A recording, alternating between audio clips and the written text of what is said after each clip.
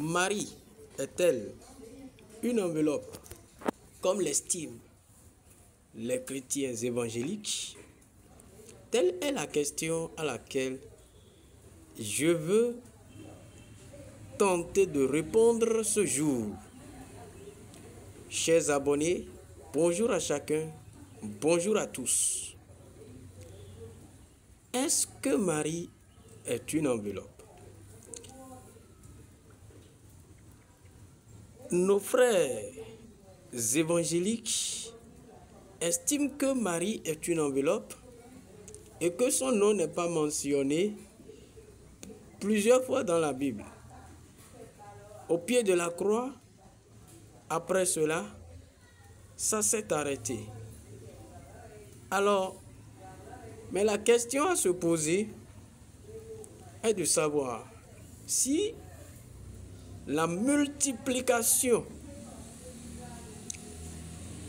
du nom d'un personnage dans la Bible est-elle conditionnée au rôle que la personne joue ou a joué? Et la réponse à cette question, c'est non. Il ne s'agit pas de multiplier le nom d'un personnage sur la Bible pour signaler son rôle important. Une personne peut jouer un seul rôle dans la Bible. Autrement dit, le nom d'un personnage biblique peut s'afficher une seule fois. Et de cette seule fois, on peut dégager une pertinence absolue relativement au salut de l'humanité. Alors, les gens disent que Marie a conçu Jésus. Dieu s'est servi exclusivement d'elle pour amener au monde son fils. Et qu'en dehors de ça, elle n'a plus joué aucun rôle. Elle n'est plus nécessaire pour le salut de l'humanité. Mais ce que je voudrais dire, chers chrétiens catholiques, écoutez attentivement. Que ces propos ne vous troublent pas. Marie fait partie du projet de Dieu, un projet relatif au salut de l'humanité. Son rôle ne s'est pas arrêté à la conception et à l'accouchement du Fils de Dieu. D'abord, dans le livre d'Ésaïe au chapitre 7, verset 14, il est écrit: la jeune fille vierge concevra et elle enfantera. Et elle donnera naissance à cet enfant qui s'appellera Emmanuel, ce qui veut dire Dieu avec nous. Dieu avait un projet. Et lorsque le temps fut accompli, la jeune fille vierge est effectivement tombée enceinte et elle a mis au monde ce fils. Mais en dehors de ce rôle d'accouchement, Marie est restée à côté de Jésus.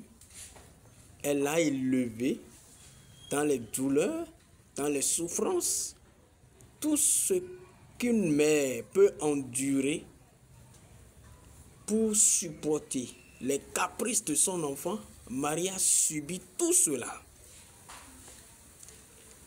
Et dans l'œuvre du salut de l'humanité, Marie a accompagné son fils Jésus jusqu'à la croix. D'abord, le jour de la présentation de Jésus au temple, dans le livre de Luc, au chapitre 22, verset 32, il est dit que Siméon, le prophète Siméon s'était rendu au temple ce jour-là et il a annoncé à Marie qu'une épée lui transpercerait le cœur. L'enfant causera la chute et le relèvement d'un bon nombre de personnes en Israël. Mais dans ce même travail, dans cette même mission, une épée transpercerait le cœur de la Vierge Marie. Ce qui voudrait dire que Marie subirait une douleur atroce.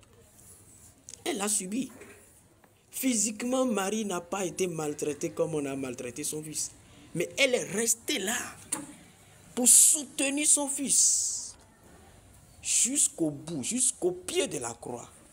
Avant que Jésus nous confie à sa mère au pied de la croix, elle est restée à ses côtés pour l'encourager, pour le soutenir. Quelle mère peut permettre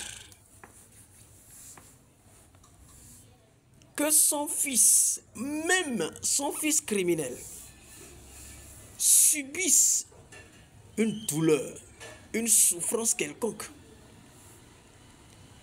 Quelle mère peut permettre, accepter, vouloir encourager son fils qui est en train de souffrir à aller jusqu'au bout de sa souffrance?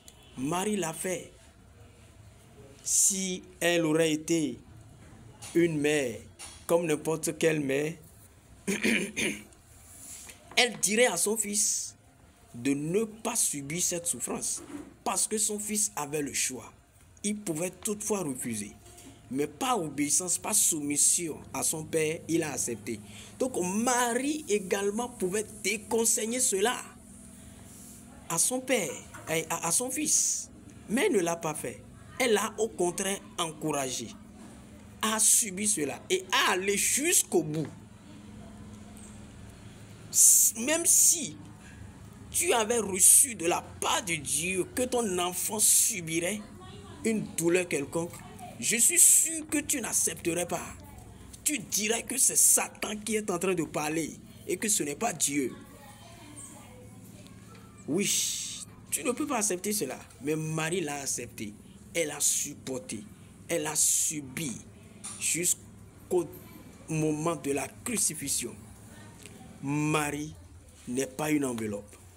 Elle a participé à l'œuvre du salut. Et si je veux abuser, je te dirai que le sang de Jésus que tu invoques tous les jours, il y a le sang de Marie dedans. Parce qu'un enfant qui est resté dans le ventre d'une mère pendant 9 mois et qui est né, tu ne peux pas me dire que même une seule goutte du sang de sa mère n'est pas mélangée à son sang. Tu ne peux pas me dire cela. Marie n'est pas une enveloppe.